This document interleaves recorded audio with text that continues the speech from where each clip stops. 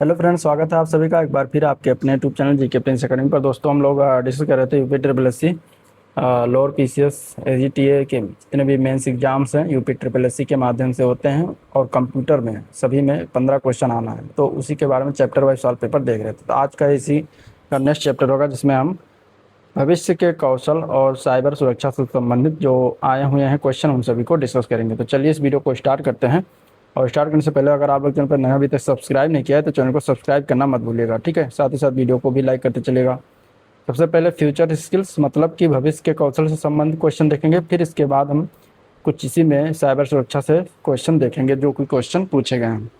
पहला क्वेश्चन है, किस प्रकार की साइबर धोखाधड़ी में छोटी अनदेखी कटौतियां शामिल होती हैं जो संचयी रूप से कुल मिलाकर एक बड़ी राशि बन जाती है। ठीक है, यहाँ पे बताना है। स्क्वैटिंग कहते हैं, उसको स्पैमिंग कहा जाता है, सलामी कहा जाता है या फिर फिशिंग कहा जाता है।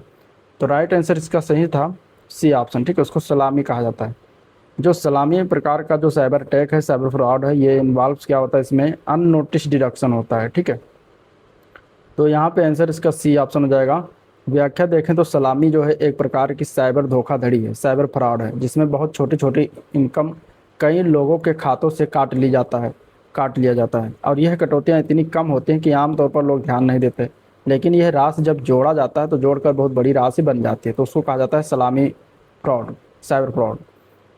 तो इस बारे में क्वेश्चन 2026 में बना था। चलिए, निम्नलिखित में से किन रिसेंट ट्रेंड्स को प्रोसेसर, मेमोरी इत्यादि जैसे विभिन्न कंप्यूटिंग संसाधनों को सारांशन के रूप में परिभाषित किया जा सकता है जो आईटी के खर्च को कम करने का सबसे प्रभावी तरीका है? तो इसका राइट आंसर क्या है? यहाँ पे अगर देखें तो इसका आंसर हो जाएगा डी ऑप्शन। ये वर्चुअलाइजेशन के बारे में बात कर रहा है, तो वर्चुअलाइजेशन यहाँ पे डी हो जाएगा। ठीक है, वर्चुअल और वर्चुअलाइजेशन एक प्रोसेसर, मेमोरी जैसे कि विभिन्न कंप्यूटिंग संसाधनों को एब्स्ट्रैक्शन के रूप में परिभाषित किया जा सकता है जो आईटी के खर्च को कम करने का सबसे प्रभावी तरीका है। वर्चुअलाइजेशन में virtual computer, hardware platform, storage device और कंप्यूटर नेटवर्क संसाधनों सहित किसी चीज़ का वर्चुअल वर्जन बनाने की क्रिया होती है। ठीक है, क्वेश्चन नंबर 3 देखते हैं। भारत में यहाँ पे दिया गया, भारत में कौन सी डिजिटल पहल सार्वजनिक स्वास्थ्य डेटा का प्रबंधन करने और कोविड-19 महामारी का ट्रैक करने के लिए एआई और बिग डेटा एनालिटिक्स जैसी तकनीकों का उपयोग करती है? उमंग पोर्टल है क्या, वो डिजी लॉकर है, भीम ऐप है या फिर आरोग्य सेतु है या फिर उपयुक्त में से कोई नहीं है? तो इसके लिए कोविड-19 महामारी का ट्रैक करने के लिए एआई और बिग डेटा एनालिटिक्स जैसी तकनीक का उपयोग, तो वो जो था वो ऐप, वो सेतु है, आरोग्य सेतु। ठीक है, ये ऐप है, ये बनाया गया था। तो यहाँ पे आंसर डी हो जाएगा, आरोग्य सेतु। आरोग्य सेतु जो है ये ऐप है जिसको एआई के और बिग डेटा के माध्यम से कोविड-19 महामारी को ट्रैक करने के लिए डेवलप किया गया है। आरोग्य सेतु ऐप का उद्देश्य क्या है? संपर्क यानी कॉन्टैक्ट ट्रेसिंग, लक्षण जांच, कोविड-19 संक्रमण के जोखिम का आकलन करना था। ये ब्लूटूथ और लोकेशन डेटा के साथ साथ एआई का उपयोग करके संभावित संक्रमित व्यक्तियों की पहचान करने में मदद करता है।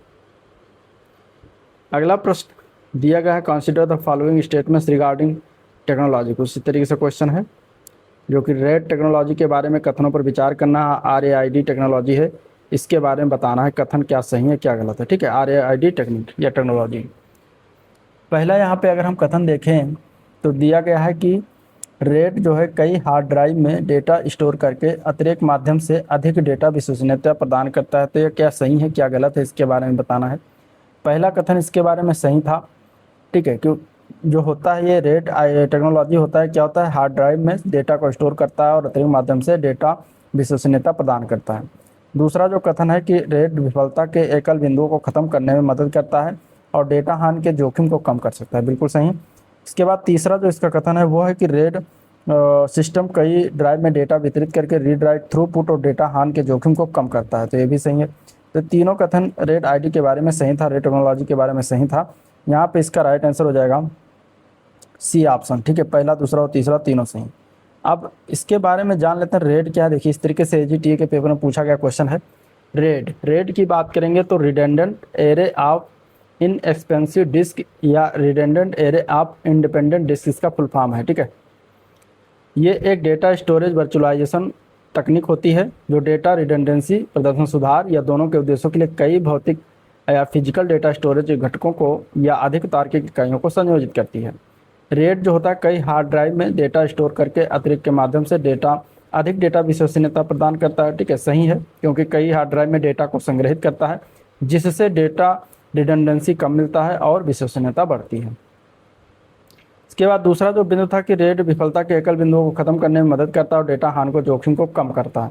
क्यों? क्योंकि डेटा कई एकल डिस्क की विफलता से होने वाले डेटा हानि के जोखिम को कम करता है और डिस्क स्तर पर सिंगल पॉइंट ऑफ फेल्योर को कम करने में मदद करता है। तीसरा कथन था रेड सिस्टम कई ड्राइव में डेटा वितरित करके रीड राइट थ्रूपुट और समय भंडारण क्षमता को बढ़ा सकता है। क्यों? क्योंकि डेटा को स्ट्रिपिंग के माध्यम से कई ड्राइव पर विभाजित करके डेटा को समानांतर रूप से पढ़ा और लिखा जा सकता है, जिससे गति बढ़ती है और कई ड्राइव मिलकर कुल भंडारण क्षमता प्रदान करते हैं। चलिए नेक्स्ट क्वेश्चन, निम्नलिखित में से कौन सा डिजिटल लेजर है जिसमें क्रिप्टो करेंसी में किए गए लेन देन के कालानुक्रमिक रूप से और सार्वजनिक रूप से दर्ज किए जाते हैं? इनमें से वो कौन सा डिजिटल लेजर होगा जिसके बारे में बात कर रहा है? तो इसका राइट आंसर था सी ऑप्शन, ब्लॉकचेन के बारे में। ठीक है, ब्लॉकचेन टेक्नोलॉजी सिलेबस में है, आंसर यहाँ पे सी हो जाएगा। ब्लॉकचेन टेक्नोलॉजी या तकनीक एक ऐसी डिजिटल सार्वजनिक लेजर या खाता होता है जहाँ सभी प्रकार के लेन देन और सूचनाओं का स्थायी रिकॉर्ड मौजूद होता है, जिसका प्रमाणीकरण किया जा सकता है। ब्लॉकचेन तकनीक 3 अलग अलग तकनीक यानी कि इंटरनेट पर्सनल की अर्थात क्रिप्टोग्राफी यानी कि गुप्त सूचना और प्रोटोकॉल पर नियंत्रण को सम्मिलित किया जाता है। चलिए अगला क्वेश्चन, सुरक्षा सेवाओं जैसे गोपनीयता, डेटा अखंडता, इकाई प्रमाणीकरण और डेटा मूल प्रमाणीकरण प्रदान करने के लिए गणितीय तकनीकों का उपयोग को क्या कहा जाता है? यहाँ पे फिर क्वेश्चन पूछा गया इस तरीके से और इसको कहा जाता है क्रिप्टोग्राफी। आंसर बी ऑप्शन इसका करेक्ट हो जाएगा। ठीक है, विभिन्न सुरक्षा सेवा जैसे कि गोपनीयता, डेटा अखंडता यानी कि डाटा इंटीग्रिटी, इकाई प्रमाणीकरण, ठीक है, इसके अलावा डेटा मूल प्रमाणीकरण प्रदान करने के लिए विभिन्न गणितीय तकनीकों का प्रयोग जो है क्रिप्टोग्राफी कहा जाता है। अगले क्वेश्चन में हमें इनोवेशन है और उससे संबंधित जो विशेषता है उसकी इनोवेशन की वो कॉलम ए कॉलम बी में दिया गया था, जिसको मिलान करना था कुछ इस तरीके से, जैसे क्लाउड कंप्यूटिंग के बारे में, वर्चुअलाइजेशन के बारे में, एज कंप्यूटिंग क्या हो गया, क्वांटम कंप्यूटिंग, तो इन सभी मिलान करने के लिए आया था। ठीक है, इस तरीके से चलिए मिलान करते हैं। क्लाउड कंप्यूटिंग की बात करेंगे तो ये इंटरनेट के माध्यम से एक्सेस किए जाने वाले ऑन डिमांड कंप्यूटिंग संसाधन होता है, क्लाउड कंप्यूटिंग कहलाता है। वर्चुअलाइजेशन जो होता है एक ही फिजिकल मशीन पर कई ऑपरेटिंग सिस्टम चलना या चलाना, running multiple operating system on a single physical machine, तो उसको वर्चुअलाइजेशन कहेंगे। ठीक है, इसके अलावा एज कंप्यूटिंग जो होता है ये डेटा सोर्स के करीब डेटा प्रोसेसिंग वितरित करता है। ठीक है, एज कंप्यूटिंग। क्वांटम कंप्यूटिंग जो है गणना के लिए क्वांटम परिघटना का लाभ उठाना, ये इस्तेमाल करना क्वांटम कंप्यूटिंग कहलाता है। चलिए अगला प्रश्न, क्रिप्टो करेंसी लेन देन के लिए कौन सी तकनीक आधार रेखा है? क्रिप्टो करेंसी लेन देन के लिए कौन सी इसमें से तकनीक आधार रेखा, ये बताना। यहाँ पे आंसर क्या हो जाएगा? आंसर हो जाएगा इसका डी ऑप्शन, ब्लॉकचेन तकनीक के माध्यम से क्रिप्टो करेंसी लेन देन होता है, तो डी ऑप्शन इसका करेक्ट है। ठीक है, और ब्लॉकचेन की अगर बात करेंगे तो ये क्या है? वितरित और विकेंद्रीकृत लेजर तकनीक है जो क्रिप्टो करेंसी के लेन देन को रिकॉर्ड, सत्यापित और संरक्षित करती है। यह तकनीक लेन देन की पारदर्शिता, सुरक्षा और ना बदलने योग्य प्रक्रिया सुनिश्चित करती है। क्रिप्टो करेंसी जैसे बिटकॉइन, एथेरियम ब्लॉकचेन तकनीक का उपयोग करके काम करती है। क्वेश्चन नंबर 9 दिया गया यहाँ पे कि मुख्य रूप से भविष्य के कौशल को किस रूप में परिभाषित किया गया? ठीक है, फ्यूचर स्किल को किस रूप में परिभाषित किया जाता है और ऑप्शन कुछ इस तरीके से दिया गया था। ठीक है, फ्यूचर स्किल यानी भविष्य के कौशल को यहाँ बताना है। कौशल जो केवल औपचारिक शिक्षा के माध्यम से प्राप्त होते हैं, तो केवल औपचारिक शिक्षा के माध्यम से प्राप्त नहीं होता।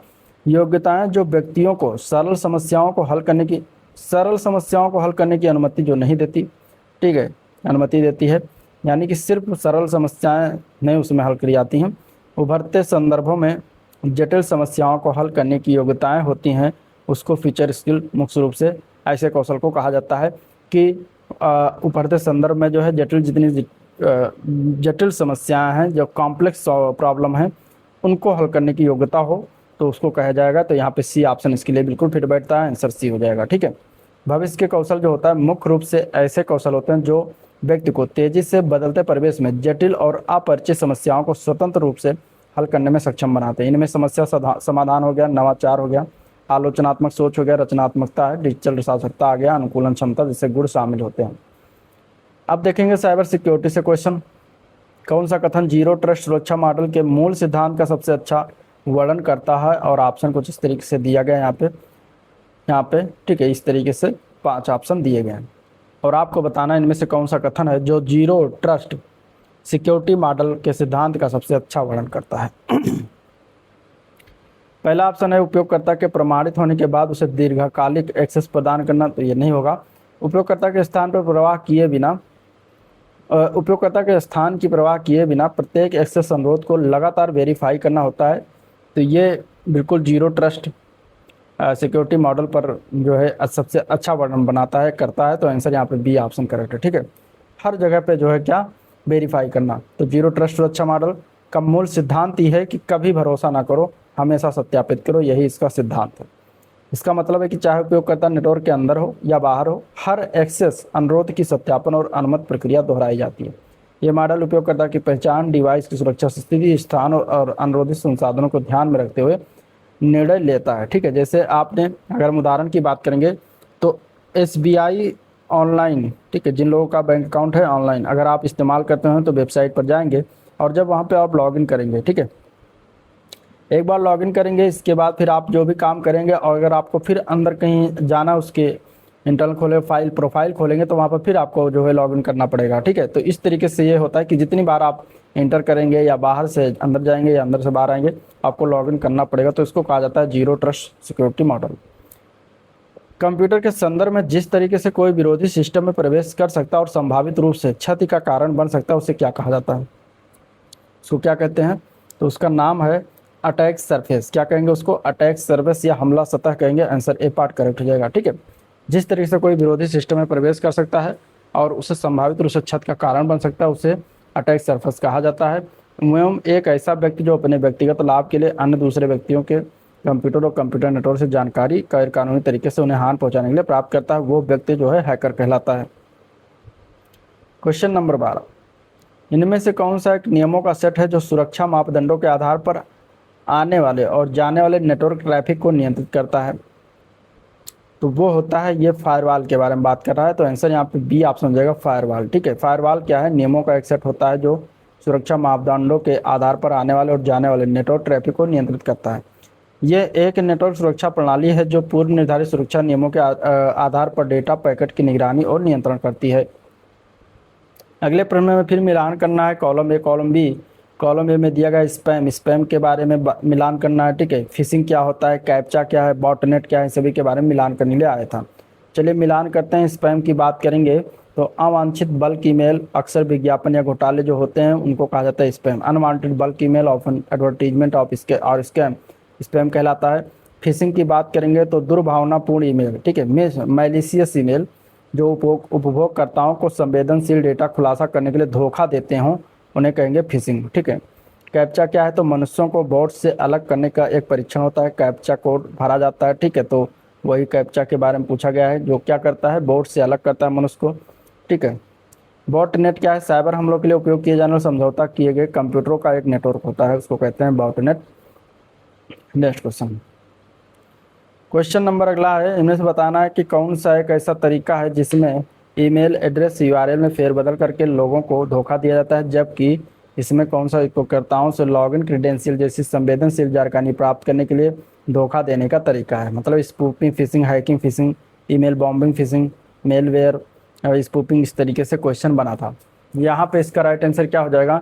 तो आंसर इसका ए पार्ट। पहला जो कहा रहा है वो स्पूफिंग के बारे में बात कर रहा है। स्पूफिंग एक ऐसा तरीका होता है जिसमें ईमेल एड्रेस या URL में फेरबदल करके लोगों को धोखा दिया जाता है, जबकि फिशिंग जो होता है ये उपयोगकर्ताओं से लॉगिन क्रेडेंशियल जैसी संवेदनशील जानकारी प्राप्त करने के लिए धोखा देने का तरीका, उसको फिशिंग कहा जाता है। तो इस प्रकार आंसर यहाँ पे ए पार्ट इसका राइट है। ठीक है, स्पूफिंग जो होता है इसमें एक ऐसा तरीका है जिसमें ईमेल एड्रेस अथवा URL में फेरबदल करके पीड़ितों को धोखा दिया जाता है, जबकि फिशिंग जो है यूजर से लॉगिन क्रेडेंशियल जैसे संवेदनशील जानकारी प्राप्त करने धोखा देने का तरीका है। फिशिंग में एक हमलावर आमतौर पर किसी प्रतिष्ठित संस्था या व्यक्ति का वेश धारण करके यूजर से आपका संवेदनशील जानकारी प्राप्त करने के लिए उन्हें धोखा देता है। अगला प्रश्न, निम्नलिखित में से कौन सा दुर्भावनापूर्ण प्रोग्राम नहीं है जिससे एंटीवायरस सॉफ्टवेयर सुरक्षा करता है? तो ट्रोजन हॉर्स एक वायरस है, इससे तो सुरक्षा एंटीवायरस करेगा ही। वायरस की बात करेंगे वेब ब्राउजर वार्म, तो यहाँ पे वायरस और वार्म और ट्रोजन हॉर्स ये तीनों से सुरक्षा करता है। वेब ब्राउजर क्या है? कोई ऐसा ऐसा कोई वायरस नहीं है या फिर आपका कोई मैलिशियस प्रोग्राम नहीं है तो आंसर यहाँ पे हो जाएगा सी ऑप्शन। ठीक है, एंटीवायरस सॉफ्टवेयर क्या होता है? मुख्यतः कंप्यूटर को मैलिशियस प्रोग्राम से सुरक्षा प्रदान करता है, जैसे कि ट्रोजन हॉर्स। ऐसा एक प्रोग्राम होता है जो यूजर्स को वैध सॉफ्टवेयर जैसा दिखता है, लेकिन इसमें हानिकारक कोड छिपा होता है। वायरस की बात करें तो खुद को अन्य फाइलों में जोड़कर फैलता है, ये डेटा को नुकसान पहुंचा सकता है। वार्म जो है यह नेटवर्क के माध्यम से खुद को फैलाता है और सिस्टम को स्लो कर देता है। लेकिन वेब ब्राउज़र एक सामान्य सॉफ्टवेयर होता है जिसका उपयोग सामान्य वेब ब्राउजिंग के लिए किया जाता है, जैसे कि गूगल क्रोम हो गया, फायरफॉक्स हो गया। ठीक है, यह कोई मैलिशियस प्रोग्राम नहीं है। हालांकि वेब ब्राउज़र के माध्यम से वायरस आ सकते हैं, लेकिन स्वयं ब्राउज़र जो होता है वो मैलवेयर नहीं होता। अगला प्रश्न है जीरो डे वल्नरेबिलिटी। ठीक है, वल्नरेबिलिटी का तात्पर्य क्या है? जीरो डे, इसका मतलब क्या है? यहाँ पे ऑप्शन कुछ इस तरीके से दिया गया है। वल्नरेबिलिटी तो इसका मतलब होता है कि एक कमजोरी जिसका हमलावरों को पता है लेकिन विक्रेता द्वारा अभी तक पैच नहीं किया गया है, तो उसको जीरो डे अटैक या जीरो डे वल्नरेबिलिटी कहा जाता है। आंसर यहाँ पे ए पार्ट करेक्ट हो जाएगा। ठीक है, इसका मतलब यह है कि यह एक कमजोरी है जिसका हमलावरों को पता है लेकिन विक्रेता द्वारा अभी तक इसको ठीक नहीं किया गया है। जीरो डे वल्नरेबिलिटी सॉफ्टवेयर में एक सुरक्षा दोष है जिसे डेवलपर्स को पता चलने से पहले हमलावरों द्वारा खोज दिया जाता है और विक्रेता को इसकी जानकारी नहीं होती, इसलिए इसे ठीक करने के लिए उनके पास शून्य डे होते हैं, यानी कि कोई दिन नहीं होता जिससे बहुत खतरनाक हो जाती हैं यदि कोई पैच उपलब्ध नहीं होता है। तो चलिए, वायरस एक ऐसा प्रोग्राम है जिसे कंप्यूटर के सामान्य कामकाज में हस्तक्षेप करने के लिए बनाया गया है। इनमें से कौन सा वायरस एक प्रकार का नहीं है? Boot sector virus, file virus, system virus, disk virus. यहाँ पे अगर हम देखें तो इसका आंसर क्या है? डिस्क वायरस किसी भी प्रकार का वायरस का प्रकार नहीं होता, तो आंसर डी ऑप्शन हो जाएगा। ठीक है, चलिए, कंप्यूटर वायरस क्या है? कंप्यूटर वायरस की बात करेंगे तो एक प्रोग्राम है जो एक ऐसा कंप्यूटर प्रोग्राम जो स्वयं की कॉपी बना सके, तो उसको कहेंगे इनमें से कंप्यूटर वायरस। वायरस का फुल फॉर्म क्या है? Vital information resource under seize. Computer की भाषा में बग क्या होता है? बग की अगर बात करेंगे कंप्यूटर की भाषा में तो ये होता है कंप्यूटर में जो एरर होता है या त्रुटि होता है, ठीक है, तो उसको क्या कहा जाता है? बग कहा जाता है कंप्यूटर के लैंग्वेज में, तो बी पार्ट करेक्ट हो जाएगा। ठीक है, और इसको इस कार्य के लिए तैयार किए गए सॉफ्टवेयर को डीबग कहा जाता है। ठीक है, त्रुटियों को छोटे छोटे सॉफ्टवेयर प्रोग्राम के सारे ठीक कहा जाता है, जिसे पैच कहते हैं। डीबगिंग कहना, उसको ठीक करना कहलाता है। चलिए, नेक्स्ट क्वेश्चन, निम्नलिखित में से कौन सा संदेश की अखंडता यानी कि इंटीग्रिटी को सत्यापित करने के लिए प्रयुक्त की जाने वाली तकनीक को संदर्भित करता है इसमें से? तो इसका राइट आंसर क्या हो जाएगा? इसका राइट आंसर डी ऑप्शन हो जाएगा, मैसेज डाइजेस्ट होता है। आंसर यहाँ पे क्या है? डी पार्ट बिल्कुल करेक्ट है। मैसेज की अखंडता को सत्यापन के लिए सबसे उपयुक्त तकनीक जो है मैसेज डाइजेस्ट है। मैसेज डाइजेस्ट एक हैश वैल्यू उत्पन्न करता है जो संदेश के संपूर्ण डेटा का सारांश होता है। यदि संदेश में कोई भी परिवर्तन होता है तो उत्पन्न हैश वैल्यू बदल जाएगी, जिससे प्राप्त करता है सुनिश्चित कर सकता है कि संदेश में कोई छेड़छाड़ नहीं हुई है। नेक्स्ट क्वेश्चन अगर हम देखें तो यहाँ पे दिया गया निम्नलिखित में से कौन सा ऑनलाइन वातावरण और डिजिटल मीडिया प्लेटफॉर्म से संबंधित उचित और नैतिक व्यवहार की खोज को संदर्भित करता है इनमें से? तो यहाँ पे अगर हम देखें तो इसके लिए आंसर सी ऑप्शन सही है, साइबर एथिक्स होता है। ठीक है, answer C part. Cyber ethics क्या है? ऑनलाइन एनवायरनमेंट और डिजिटल मीडिया प्लेटफॉर्म पर उचित और नैतिक व्यवहार की खोज से संबंधित, जबकि अन्य विकल्प में साइबर सिक्योरिटी दिया गया है, साइबर कानून और साइबर सेफ्टी शामिल है। जो साइबर एथिक्स विशेष रूप से उन नैतिक सिद्धांत और आचरणों का अध्ययन करता है जो इंटरनेट और डिजिटल दुनिया में अपेक्षित होते हैं। नेक्स्ट क्वेश्चन, निम्नलिखित में से कौन सा कंप्यूटर खतरे का एक वर्ग है इनमें से? डीओएस हमला, सॉलिसिटिंग, स्टॉकिंग, फिशिंग। कंप्यूटर खतरे का एक वर्ग इनमें से कौन सा होगा? क्वेश्चन नंबर 22, तो आंसर हो जाएगा डीओएस अटैक। ठीक है, डीओएस अटैक जो होता है डिनायल ऑफ सर्विस एक साइबर अटैक है, इसका फुल फॉर्म है, जिसमें अटैक किसी सिस्टम या नेटवर्क को इतना अधिक ट्रैफिक भेजते हैं कि वो वैध उपयोगकर्ताओं के लिए जो है अनअवेलेबल हो जाता है, तो उसको कहा जाता है DOS attack, denial of service attack.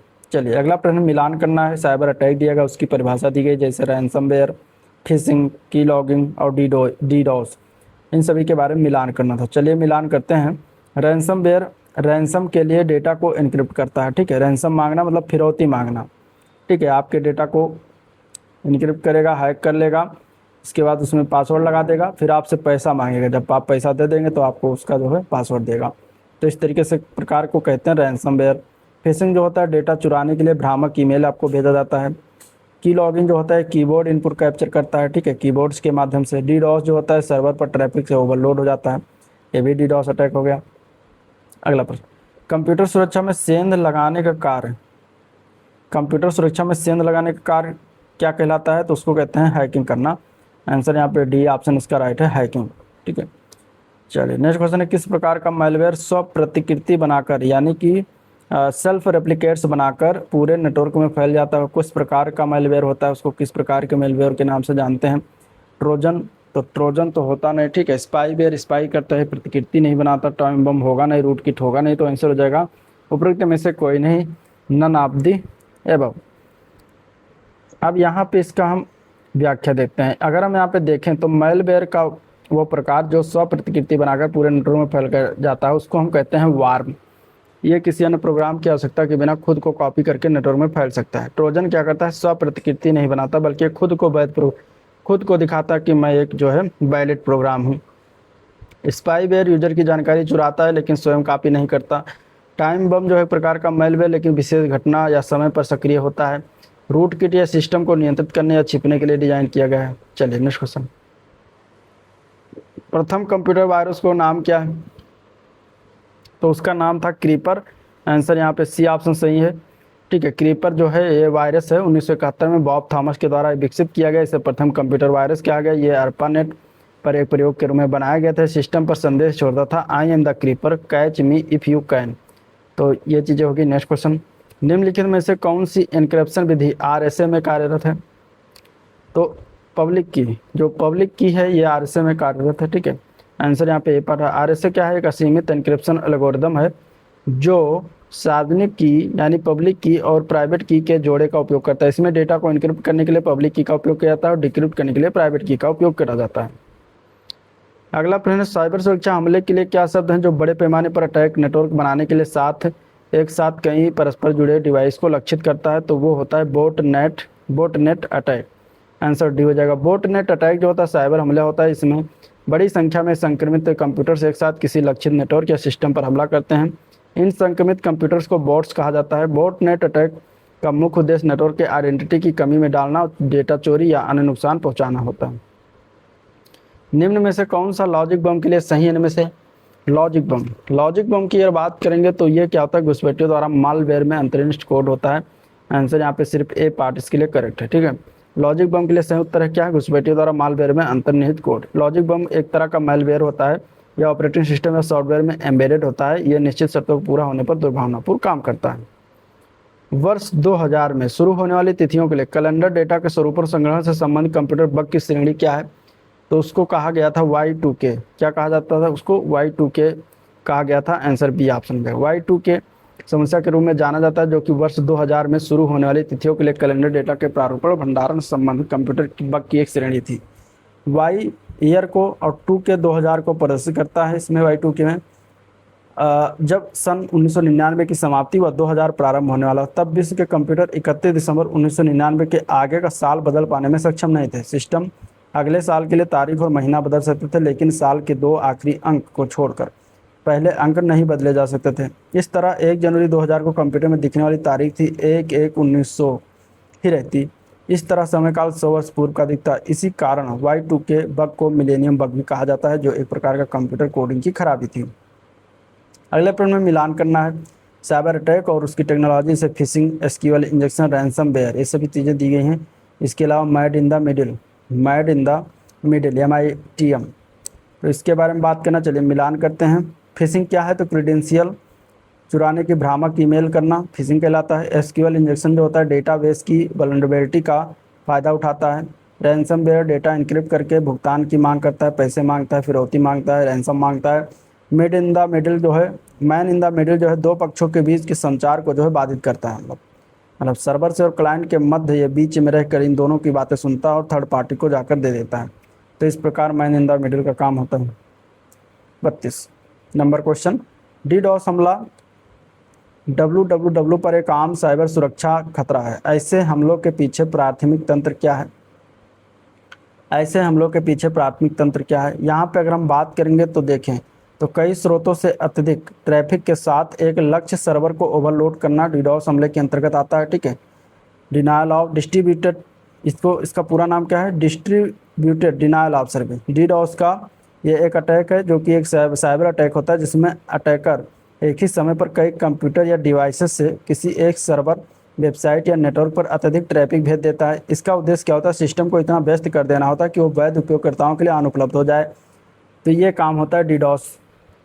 ठीक है, तो ये था ओवरऑल वीडियो जिसको हम लोगों ने देखा, डिस्कस किया। अगर पसंद आया तो लाइक करिए, चैनल को सब्सक्राइब नहीं किया तो सब्सक्राइब करिएगा, साथ ही शेयर भी करिएगा। ठीक है, और इसमें इतने क्वेश्चन पूछे गए थे। अगला जो चैप्टर होगा वो होगा artificial intelligence, AI, big data processing, deep learning, machine learning, internet, इन सभी से क्वेश्चन जो बने हैं उनको देखेंगे। तो आज के लिए इतना ही, मिलते हैं नेक्स्ट वीडियो में, तब तक के लिए थैंक यू।